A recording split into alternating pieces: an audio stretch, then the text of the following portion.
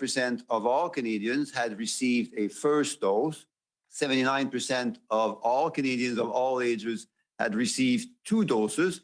And among those eligible, 50% had received an additional booster dose, which is an increase of 5% compared to the earlier week. Also, nearly 55% of children aged 5 to 11 had received at least 1 dose. That's an increase of 2% compared to the earlier week. I obviously encourage all parents to get their eligible children vaccinated. The Health Canada website actually has lots of useful information on pediatric vaccination, including a series of Ask the Doctor videos, which can help parents, us parents, make the best informed decision for our children. En date du 30 janvier, 85% des Canadiens de tous les âges avaient reçu au moins une dose de vaccin. 79% des Canadiens de tous les âges avaient reçu 2 doses de vaccin.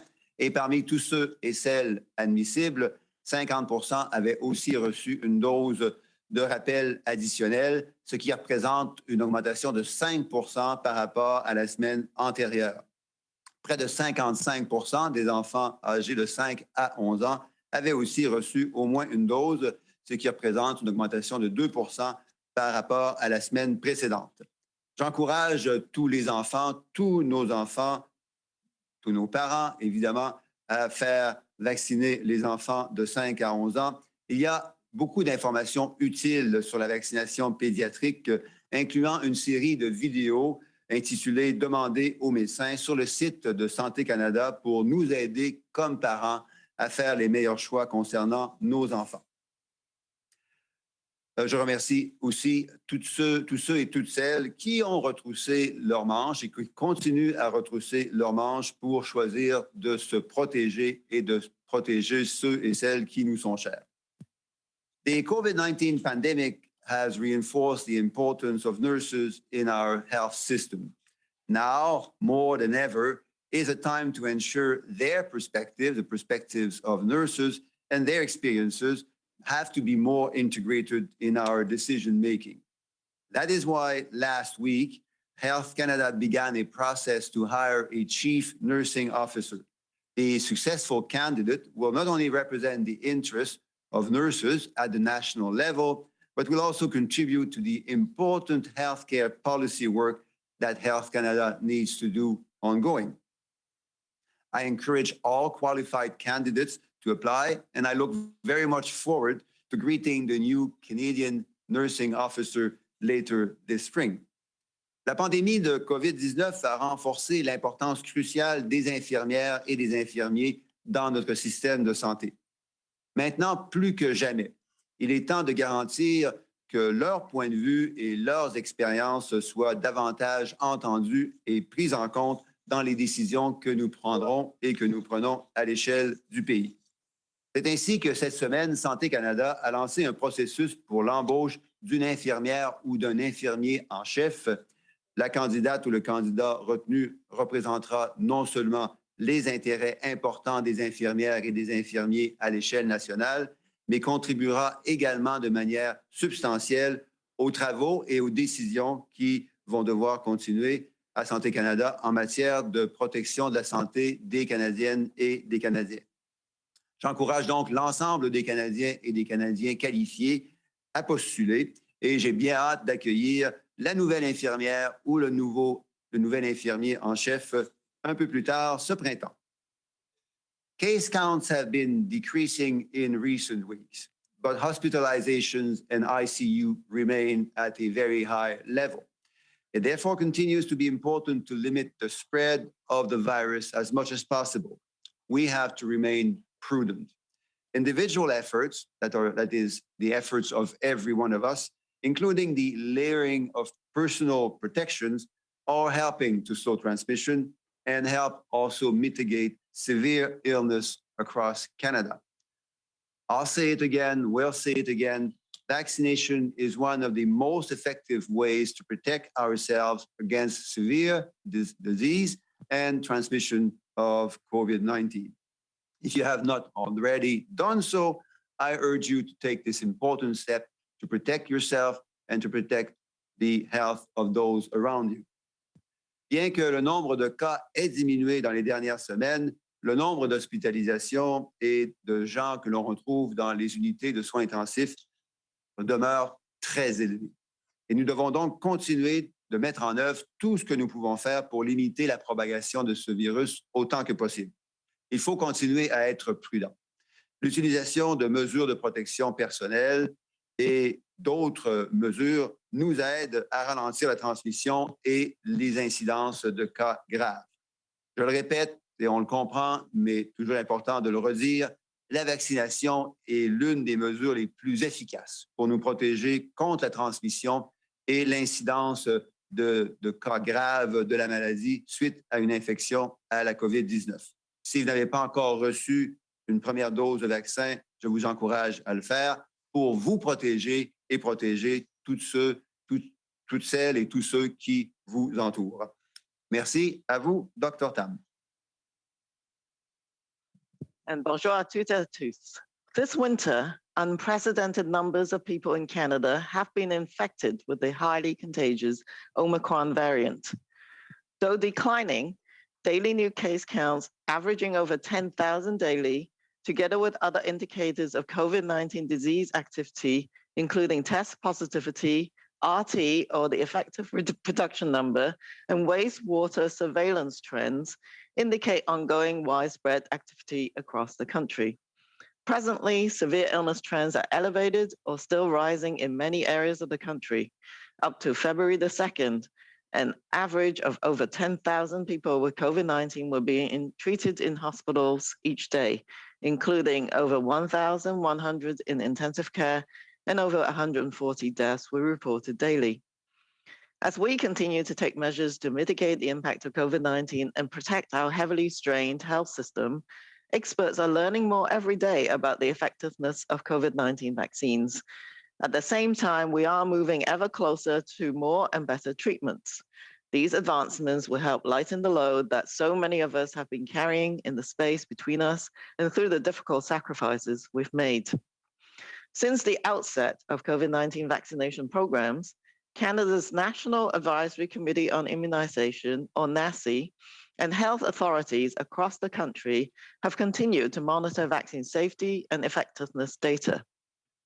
What the latest data show is that while 2 doses of COVID-19 vaccine offer reasonably good protection against severe disease, receiving an mRNA booster dose offers superior protection, keeping more people out of hospital or preventing more deaths. In general, data show that protection against hospitalizations is over 90% with an mRNA booster dose, which is 15 to 40% higher effectiveness than with just 2 doses. There are many benefits of being fully up to date with COVID-19 vaccines across all eligible age groups. Protection ranges from the smaller and shorter duration against infection through a somewhat larger reduction in symptomatic illness to strong protection against severe outcomes. Given the very large number of Canadians with a confirmed or apparent infection during the Omicron surge in particular, it is also important to highlight that previously infected people benefit from starting or completing their COVID-19 vaccination. Hence, for the best possible protection against severe illness now and going forwards, health authorities continue to strongly recommend up-to-date COVID-19 vaccination for all eligible people, including for those who have had a COVID-19 infection. Today, NACI is releasing updated recommendations on suggested intervals for administration of booster doses for those who have been previously infected. Notably, NACI suggests that an mRNA booster be given at least 6 months after the previous dose or 3 months following infection, whichever is longer. However, as no vaccine is 100% effective, it is important for everyone to continue to use personal protective measures, such as wearing a good quality, snug-fitting mask, avoiding crowding, and improving ventilation in indoor spaces. For the many hard-won advancements that would not have been possible without the collective efforts of countless Canadians, thank you, merci, Miigwech. Bonjour à toutes et Good day. This winter, unprecedented numbers of people in Canada have been infected with the highly contagious Omicron variant. Though declining, daily new case counts averaging over 10,000 daily, together with other indicators of COVID-19 disease activity, including test positivity, RT, or effective reproduction number, and wastewater surveillance trends, indicate ongoing widespread activity across the country. Presently, severe illness trends are elevated or still rising in many areas of the country. Up to February 2nd, an average of over 10,000 people with COVID-19 were being treated in hospitals each day, including over 1,100 in intensive care, and over 140 deaths were reported daily. As we continue to take measures to mitigate the impact of COVID-19 and protect our heavily strained health system, experts are learning more every day about the effectiveness of COVID-19 vaccines. At the same time, we are moving ever closer to more and better treatments. These advancements will help lighten the load that so many of us have been carrying in the space between us and through the difficult sacrifices we've made. Since the outset of COVID-19 vaccination programs, Canada's National Advisory Committee on Immunization, or NACI, and health authorities across the country have continued to monitor vaccine safety and effectiveness data. What the latest data show is that while 2 doses of COVID-19 vaccines offer reasonably good protection against severe disease, receiving an mRNA booster dose offers superior protection, keeping more people out of hospital and preventing more deaths. In general, data show that protection against hospitalizations is over 90% with an mRNA booster dose, which is 15% to 40% higher effectiveness than with just 2 doses.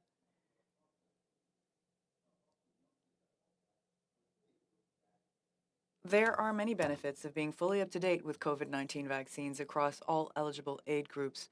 Protection ranges from smaller and shorter duration against infection through a somewhat larger reduction in symptomatic illness to strong protection against severe outcomes. Moreover, those who are eligible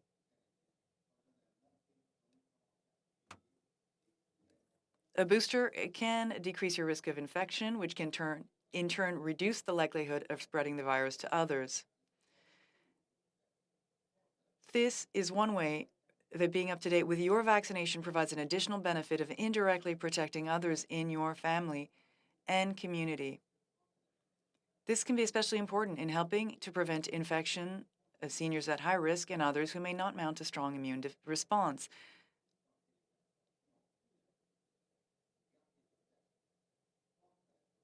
It is important to keep your vaccines up to date. Today, NACI has updated its recommendations.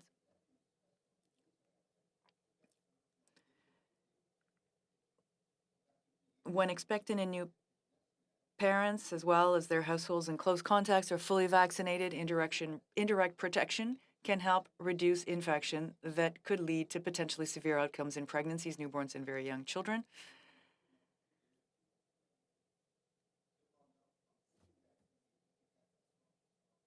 As no vaccine is 100% effective, it is important for everyone to continue to use personal protective measures, such as wearing a good quality, snug-fitting mask, avoiding crowding, and improving ventilation in indoor spaces.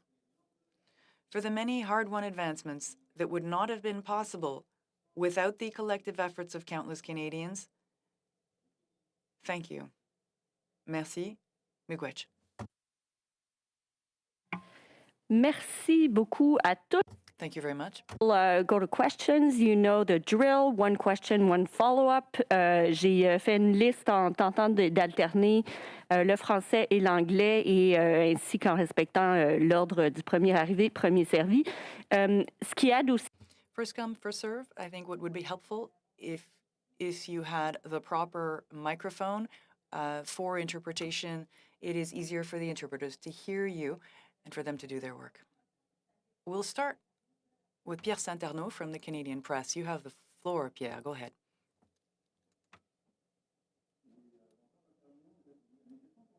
Dr. New, my question is for you.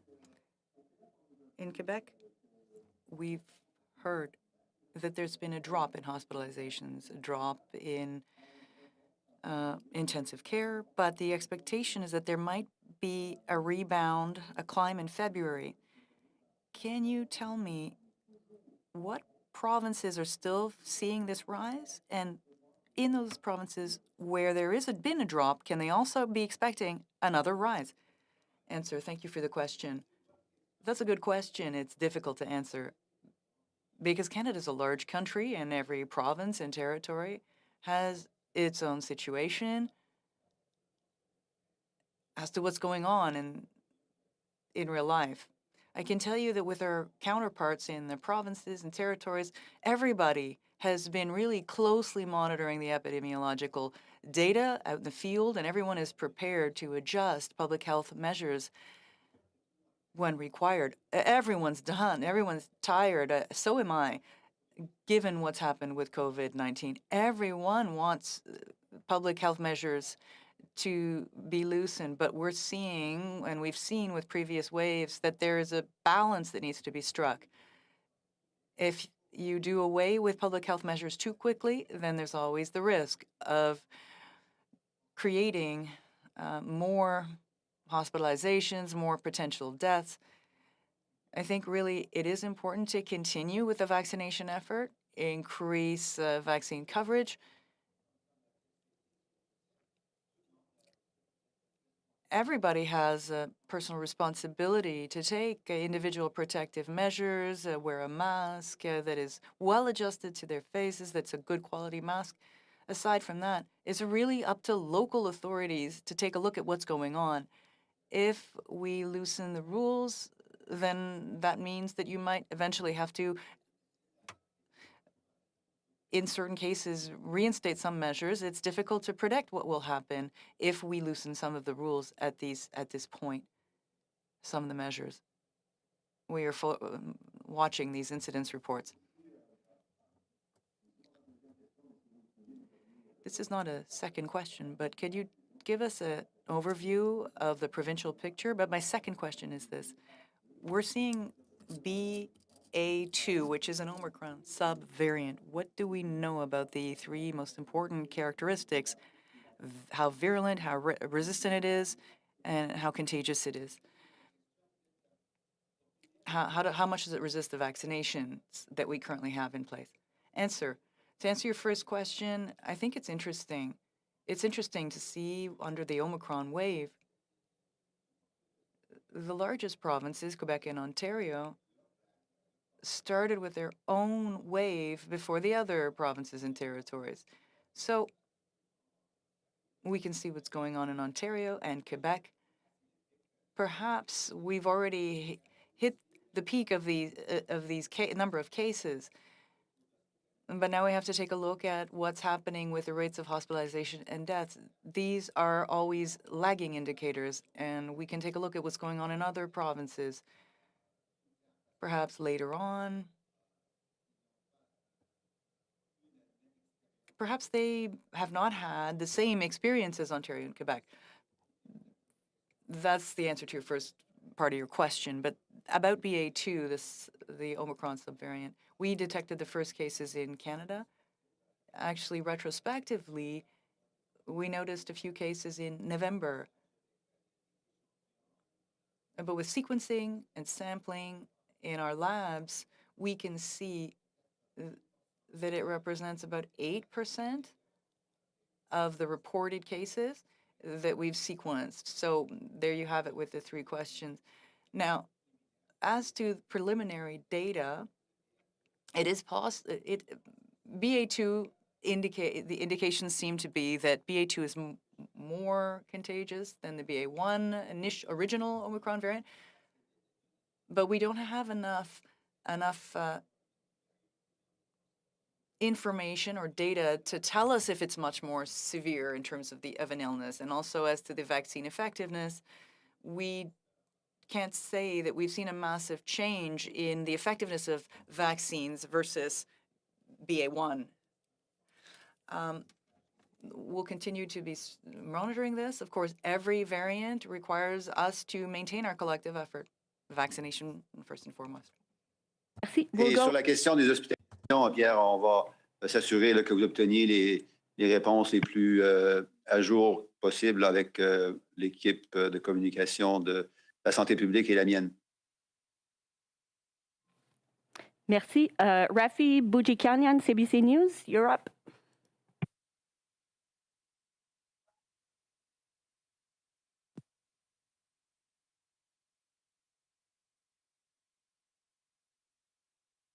Rafi?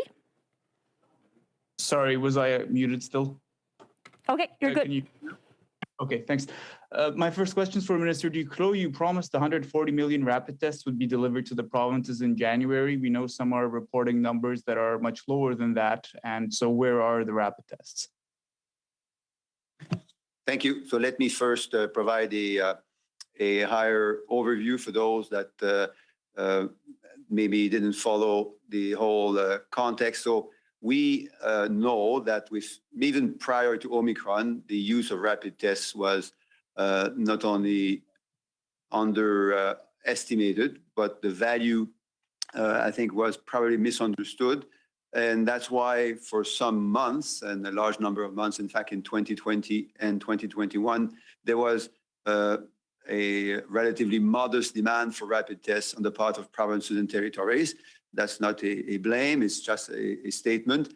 When we started to see Christmas coming early in December, we worked with provinces and territories and multiplied by 5 the average number of rapid tests that had been delivered to them prior to December, which was about 7 million rapid tests, multiplied by 5. So we were able relatively quickly, and perhaps surprisingly for some, move to 35 million rapid tests delivered in December. And then with Omicron, obviously, we saw quickly a much larger demand for rapid tests, not only in Canada, but internationally. So we committed to delivering 140 million rapid tests, so multiplying by 4 compared to December, the number of rapid tests delivered to provinces and territories in January. Now, the remarkable news is that we were able to secure and have 140 million rapid tests arrive by the end of January in Canada. That was obviously an immense struggle. We were competing with many other countries which had identical needs and requests. So despite these immense pressure on supply chains, we were able to have 140 million rapid tests by the end of January, that is by January the 31st. The majority of these tests have been delivered prior to the end of January to provinces and territories. Many of them had been delivered since Monday, since January the 31st, but there are more tests arriving to provinces and territories in the next few days, so that at the end, as we have promised, 140 million rapid tests will have been delivered. I will end by saying that we took stock of that outcome and the challenges related to it with my colleagues, health ministers. Just yesterday, we had a meeting, all of us together, to see where we are, to celebrate the arrival of these millions of rapid tests, but also to recognize that we need a lot more predictability ongoing with the actual timing of those rapid tests as the situation evolves. Thank you. And my follow-up is for Dr. Tam. Some provinces like Saskatchewan and Alberta are moving quickly to remove restrictions despite high hospitalization rates. Is that happening too quickly? Well, I think the provinces are in the best position to judge that because they have different health system capacities. So it is a very difficult balance to do. So I think that's the challenge ahead of the provincial response. I do think that prior to vaccinations, prior to getting some more treatments, and of course some immunity afforded by Omicron, that balance was very, very difficult to achieve. And I am, optimistic that it will become easier to achieve that better balance. However, we know how fragile health systems are. So I think at the provincial level, they will have to do their own assessment of that. It's difficult at the federal level to be able to make that call. Boris Proulx, Le Devoir. Question from Le Devoir. Good day. In the same vein as the previous question, earlier this week we heard the Freedom Convoy asking for an end to all public health measures. My questions are for the doctors, but Minister, you might also want to add something. What would be the consequence on the state of things in the pandemic if Canada were to drop all public health measures at this point? This is Dr. New. Quelque chose effectivement à la fin. Oui, OK. Oui, merci. Yes, thank you, Minister. We know what needs to be done with public health measures. Even personal protective equipment, this is well-known information. We just have to keep doing what we're doing. We've seen with these previous waves what can happen.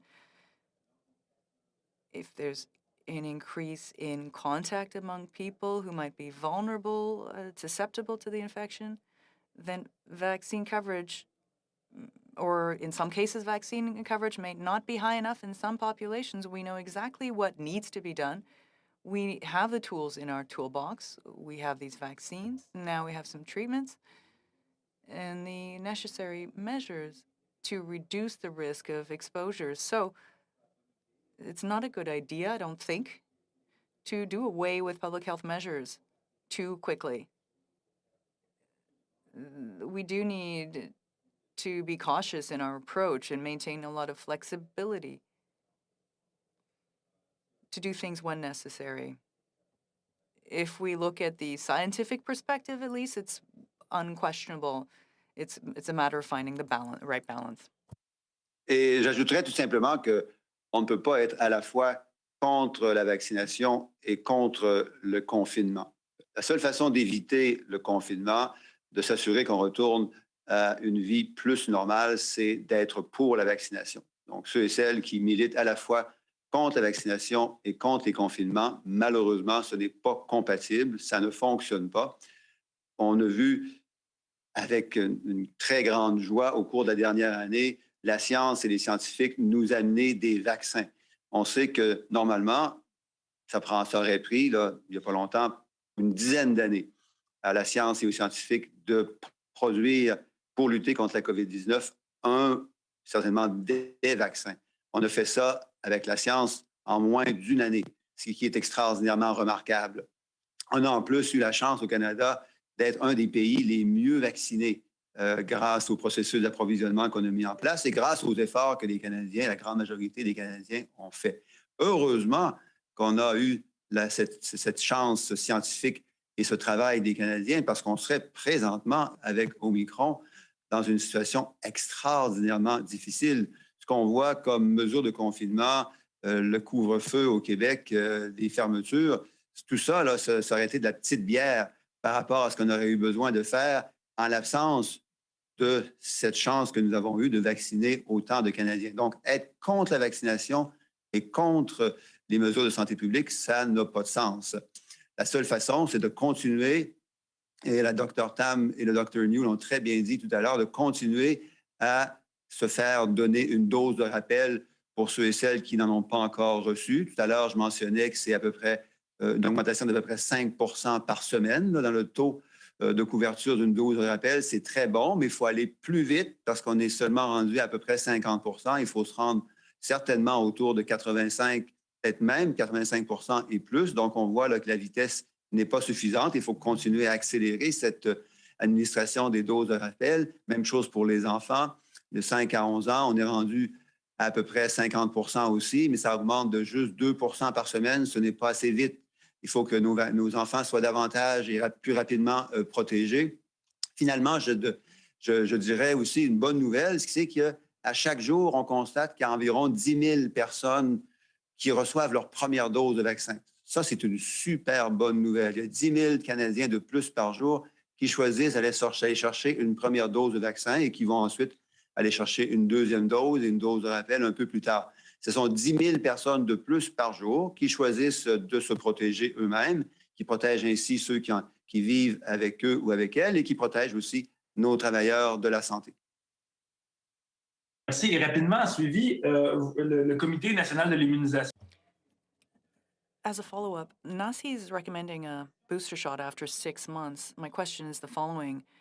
In Canada, can we expect that we'll have to have, a 6-month booster shot for the rest of the foreseeable future? Dr. New, thank you for the question. We don't know. This is something that we need to track. We're continuing to monitor the situation in a number of other countries, including, of course, Canada, based on our experience with vaccines. Vaccines are safe and effective. We know this. But protection does decrease population-wide over time. So we know it's a good idea to have booster shots at this point.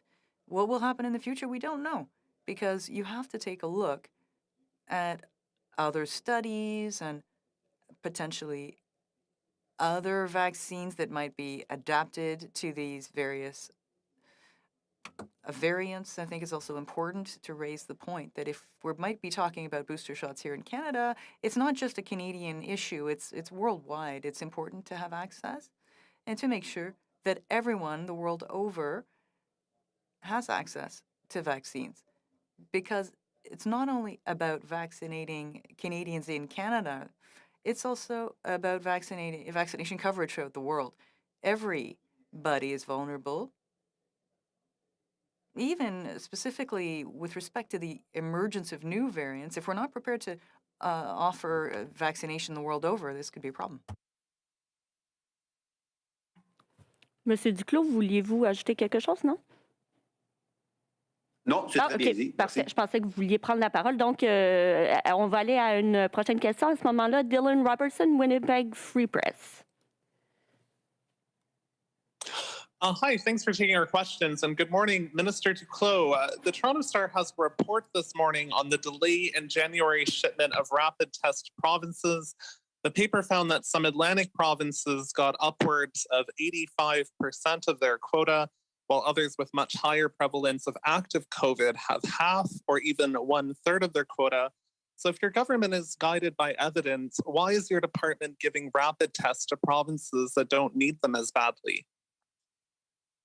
Well, thank you. And that's an important question. I answered, I'm sure you understood the answer, didn't I answer earlier on the broader context, the 140 million rapid tests arrived in Canada, the fact that this represented approximately 20 times more rapid tests than the average over 2021. So I believe you have heard that answer. Now, why are the percentages to individual provinces and territories variable across Canada? Well, that depends on all sorts of things, and I'll just mention one. It depends in part on the specific demands and conditions which provinces are asking us to deliver those tests with. So just to give you an example, these rapid tests come in different packages, different types, different providers, and therefore we want as much as possible. We're obviously not perfect. We want to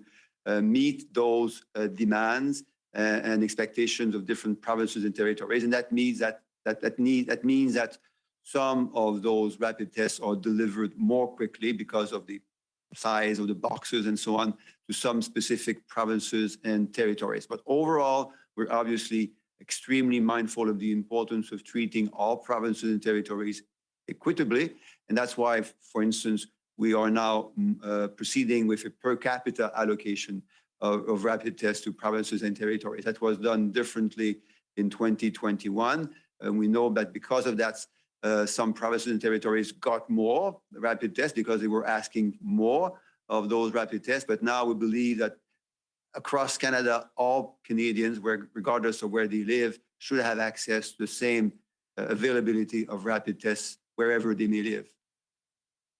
Thank you. And Minister Duclos, the Southern Manitoba's Grand Chief says that Health Canada lost an order of rapid tests that the First Nations had placed with your department last September. Indigenous Services Canada says it was handled by Health Canada. And this morning they said they're still looking into my Tuesday question of what happened here. The Grand Chief said that this would never happen to a province, and he sees systemic racism here. He reordered the tests in November, and they're coming 3 months later. I'm wondering what you make of this situation. Well, from what I hear from you, that's obviously not acceptable, and we'll therefore look into this. I understand my officials have already started to do so, but I'll make sure that the greater effort and focus is provided to that. Obviously, working with Indigenous Services Canada, Minister Aidu is not only responsible for that department, but as a former Minister of Health, she's also extremely mindful of the importance of providing Indigenous communities the support that they need, including, as you said, rapid test deliveries. Prochaine question, Laurence Martin de Radio-Canada. Next question from Radio-Canada.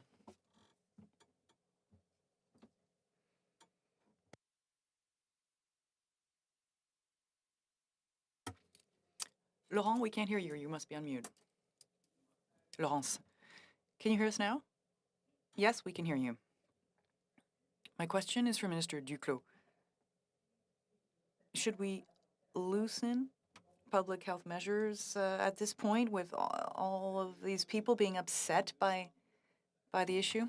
Le premier angle, c'est l'angle des décisions des provinces et des territoires qui ont chacune des conditions à la fois sanitaires et politiques variables à travers le pays. Et au gouvernement canadien, et certainement moi-même, on le reconnaît.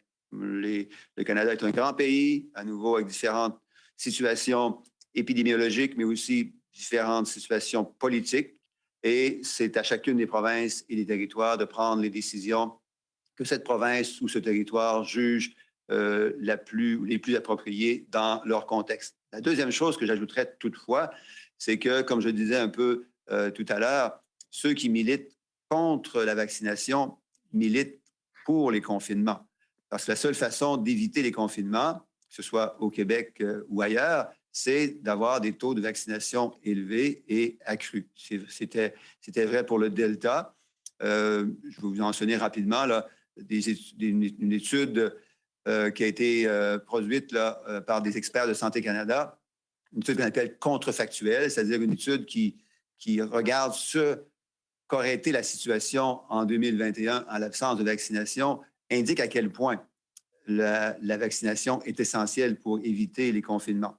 On a trouvé qu'avec le variant Delta, qui était évidemment moins transmissible que le variant Omicron, avec le variant Delta, si on n'avait pas eu de vaccin contre le variant Delta en 2021 et qu'on n'avait pas non plus mis des mesures de confinement, pas de confinement, mais des mesures de santé publique, le masque, la distanciation physique, et ainsi de suite, à partir de juillet 2021. Donc, pas de vaccination en 2021 et on arrête toutes les mesures de santé publique à partir de juillet 2021. On aurait eu 400 000 morts au Canada en date de l'automne suivant, donc en date de l'automne 2021. Évidemment, personne n'aurait pu tolérer 400 000 morts au Canada. Donc, on aurait eu besoin, en l'absence de vaccination, de mettre en place des mesures extrêmement sévères de confinement et de santé publique qui auraient nuit au climat social, qui auraient nuit évidemment énormément à l'économie. Heureusement, on a eu la vaccination pour empêcher ça. Et heureusement que maintenant, on a accès encore à de la vaccination pour nous protéger non seulement de la situation actuelle avec le Omicron, mais aussi pour nous protéger de tout autre variant qui pourra émerger au cours du temps, parce qu'on sait que la COVID-19 va continuer à nous réserver des surprises.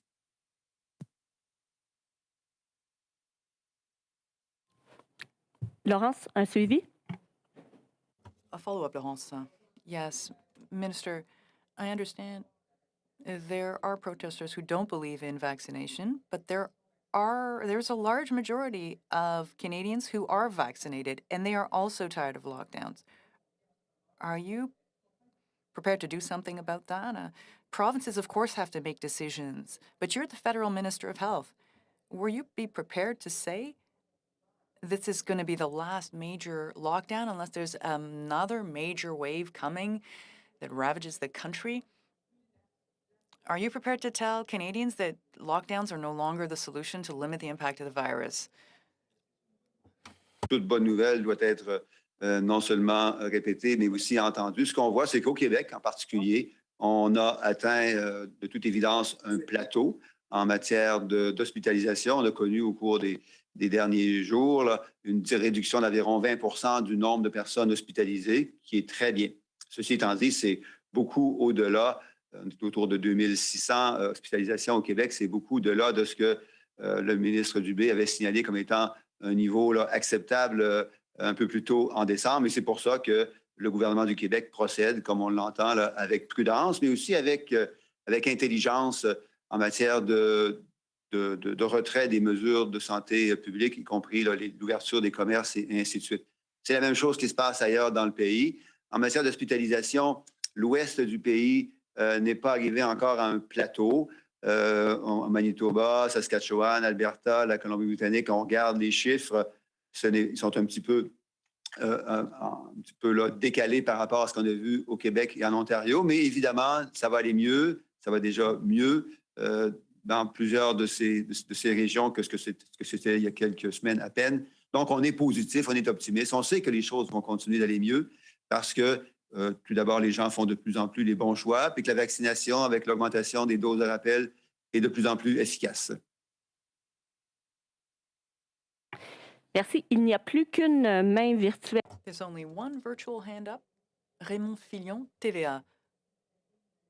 If you have a question, please raise your hands. Anyone else? Raymond Fillon from TVA.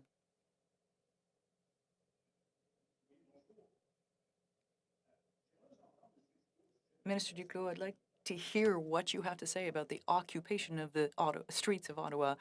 Some people are saying that the government is counterproductive in its tone with protesters. Do you think the federal government has a role to play in freeing up the streets of Ottawa? Bon, vous avez utilisé effectivement le bon terme. C'est maintenant une occupation, ce n'est plus une manifestation. Le premier ministre Trudeau s'est prononcé là-dessus hier, là, en observant, comme tout le monde le fait, qu'on se déplace de plus en plus vers une manifestation illégale, une occupation qui nuit énormément à la sécurité et à la qualité de vie des gens dans la grande région de Gatineau, Ottawa. Donc, on est tous là pour prendre soin les uns des autres. Les points de vue sont toujours variés. Il est important de pouvoir les exprimer aussi, ces points de vue. Mais je crois là, que les manifestants ont entendu, les occupants ont entendu le message que, oui, ce message a été entendu. Oui, on est content de l'avoir entendu, mais que maintenant, il est temps de faire autre chose, de procéder à autre chose, de retourner chez soi, dans ses familles, et de laisser les gens de la région de Gatineau et Ottawa vivre dans la paix, dans la sécurité et dans l'harmonie. Est-ce que le gouvernement fédéral...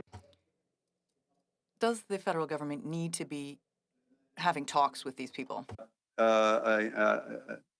Indiqué hier là, que la GRC, c'est bien la GRC et non pas le ministre, la GRC avait offert à la police d'Ottawa tout l'appui qui était demandé pour traiter de la situation. Quand on parle de manifestation illégale, d'occupation illégale, bien, ça finit par devenir lourd et il faut au Canada que la loi s'applique à tout le monde. À nouveau, c'est dans un contexte de paix, de respect, mais dans un contexte où vient un moment, comme c'est en train de se produire de toute évidence, où les occupants doivent passer à une autre étape. Leur message a été entendu, on retourne chez soi et on laisse les gens de Gatineau et d'Ottawa retrouver là, un sentiment de quiétude, de sécurité et d'harmonie pas mal plus important que celui qu'ils vivent maintenant.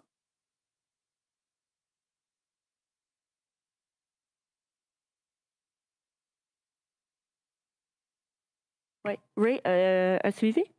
Did you have a follow-up, Ray? Je l'ai déjà posé. I already asked it, but if you'll give me a chance to... Nope, no more time. Qui vient de s'ajouter Global. This is Rachel Gilmore from Global News.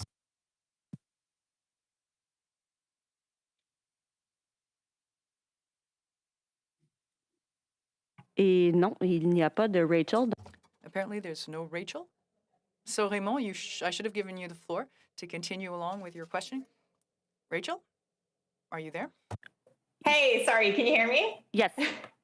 Awesome. Thank you so much. So I had a quick question for the doctors specifically. I'm wondering if you have any advice for residents of the downtown core in Ottawa. Obviously, there are a number of individuals who speak as if they are unvaccinated. It's unclear what their vaccination status is, but they are opponents to mandatory vaccinations. Should residents of the downtown core be taking extra precautions as they navigate their daily lives with these protesters around?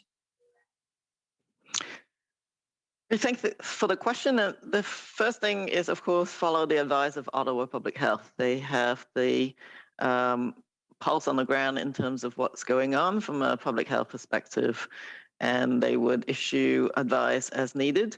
But of course, we all know the layers of protection that everybody can take, depending on the epidemiology or indeed environment that people are living or working or existing in. So I think for sure, make sure everyone is well empowered to wear masks and be able to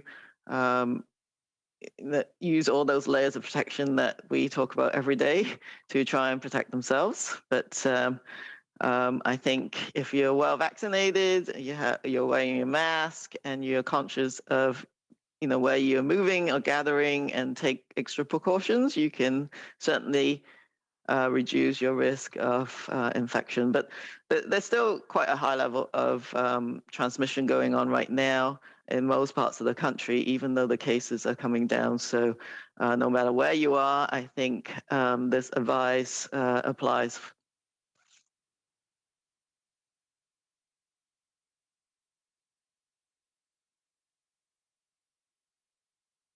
Thank you. And just for my follow-up, I was wondering if you folks have a message for your fellow healthcare workers at this time, because we have seen directives in Toronto specifically telling healthcare workers they may not want to walk to and from work in their healthcare attire, lest they become a target of those who oppose public health measures.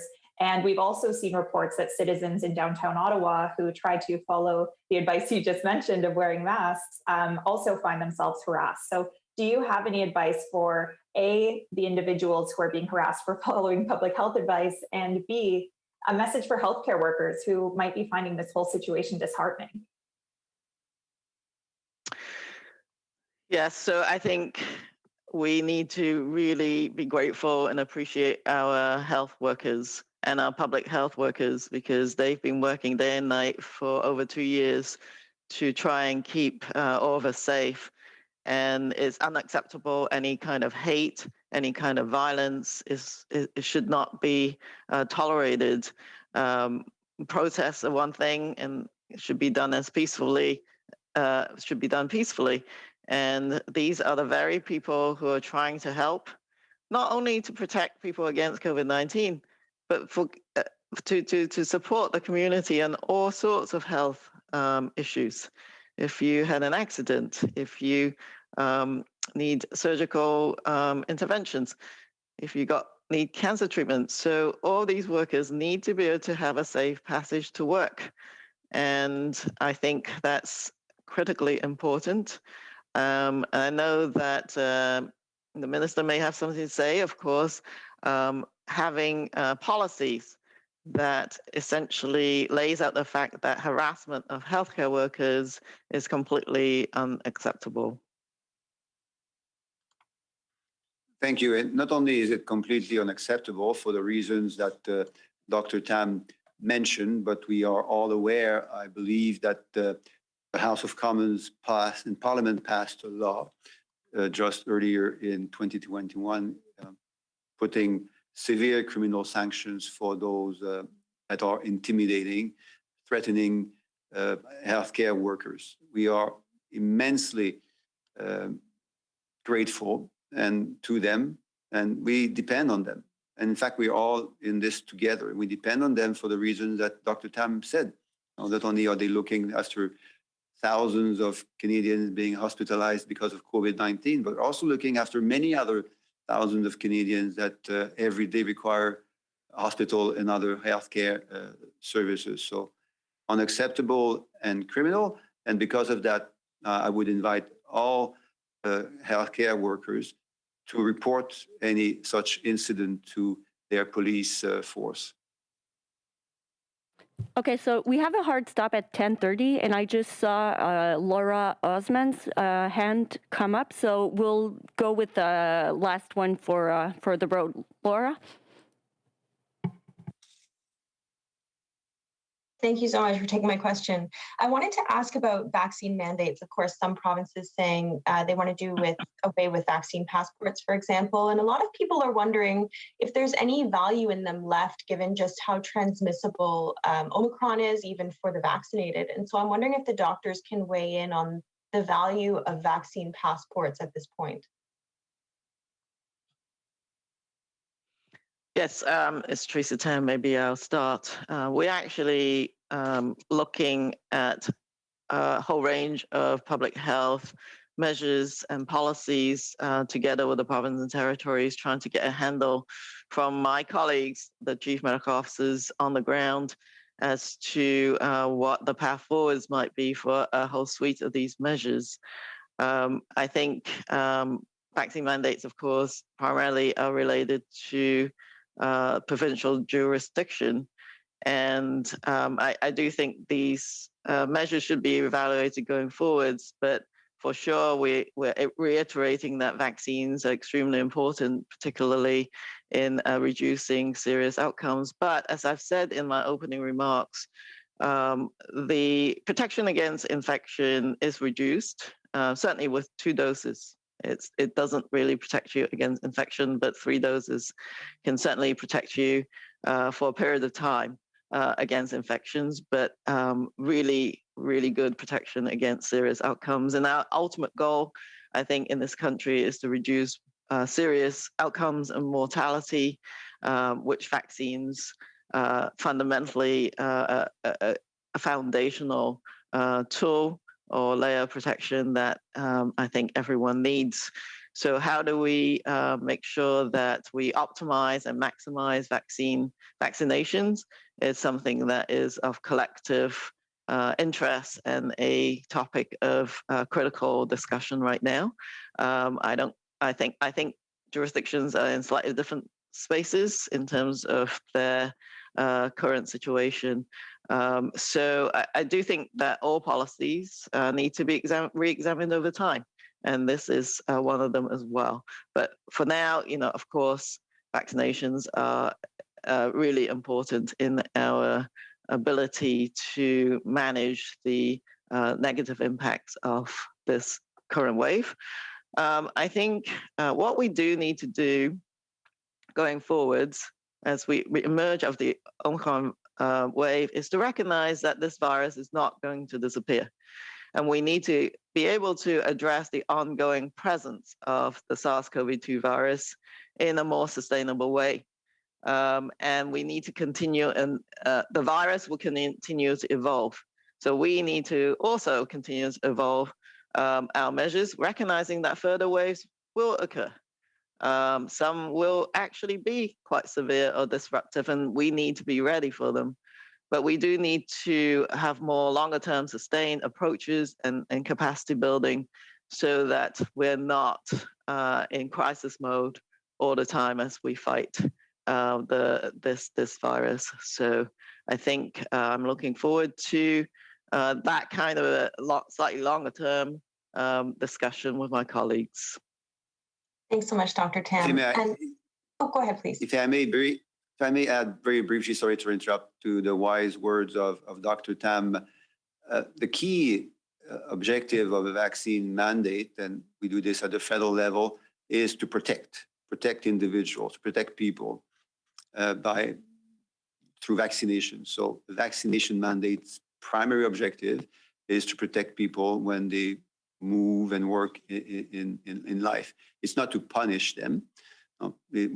Vaccine mandates are not there to punish people. They obviously create an incentive, which is a second order objective, and that incentive does indeed also work at the federal level. As we have noticed, 99% of public servants have vaccinated themselves, so they have protected themselves against the virus. So obviously they do that to protect their own health, which is a key objective, but they are also incentivized to do that through a vaccine mandate.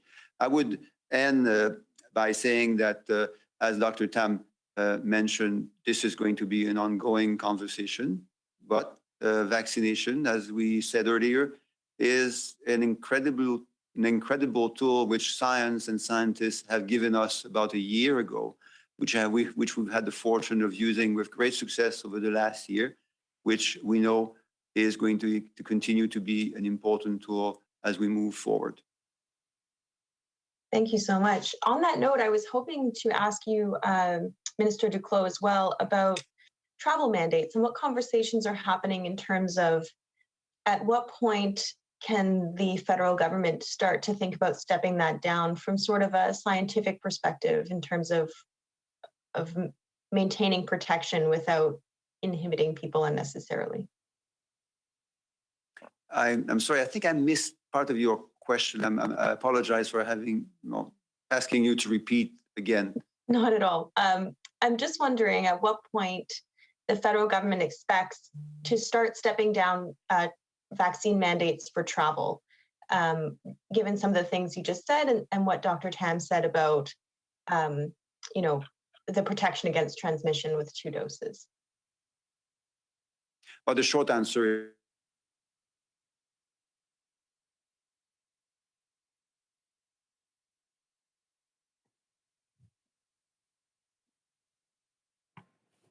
Well, I think we have an issue with Mr. Duclos' signal.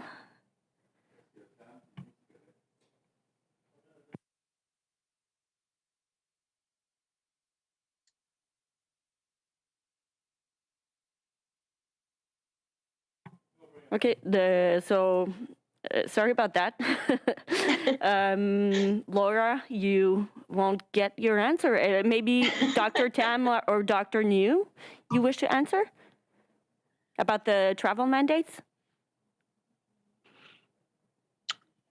Yeah, it's Teresa Tam. So I think as with all policies, and it's actually building on my answer to the previous question, is the border measures are layers of protection. And so I think some of the abilities for us to shift those measures and indeed to facilitate travel, particularly for vaccinated individuals at the moment, is dependent on how the domestic epidemiology looks like and the healthcare capacity, as well as what's happening globally. We're monitoring that very closely. Obviously, at the domestic level, cases are beginning to come down and hospitalizations still going up in many areas. So it's quite difficult to sort of reduce those measures when that's the situation of the ability to cope with any kind of additional introduction. But at the same time, we need to begin to plan forwards for when this particular wave, recedes, and be ready. I think the whole concept is we do need to get back to some, normalcy, and that includes our border measures and policies, and use the innovation and the tools that we have to try and enable safe travel. Traveling outside also depends on looking at the epidemiologic information globally. Right now, The Omicron wave is going strong. So I think that absolutely has to be reevaluated in the days and weeks to come. It's Dr. New. The only other thing I would add is that, certainly the issue you raised is important for Canada, but I think it's also a worldwide issue. And if you look at the WHO, the World Health Organization, and the international health regulations, that's something I think that needs to be looked at, because certainly there's a balance between what we call containing public health threats, obviously in this case a global pandemic, but at the same time not unduly restricting travel and trade. And that was one of the key points that was in the international health regulations, which came out of the SARS situation many years ago. So I think not just Canada, but I think collectively around the world and with the World Health Organization, that's something we need to look at as we move forward. Thanks. Merci, Dr. New. Thank you, Dr. New, Dr. Tam, and Minister Duclos. This is what will close off our press conference today. Good weekend, everyone. Thank you. Good weekend. Have a good weekend. Thank you. Merci. The conference has now ended. La conférence est maintenant terminée. Please disconnect your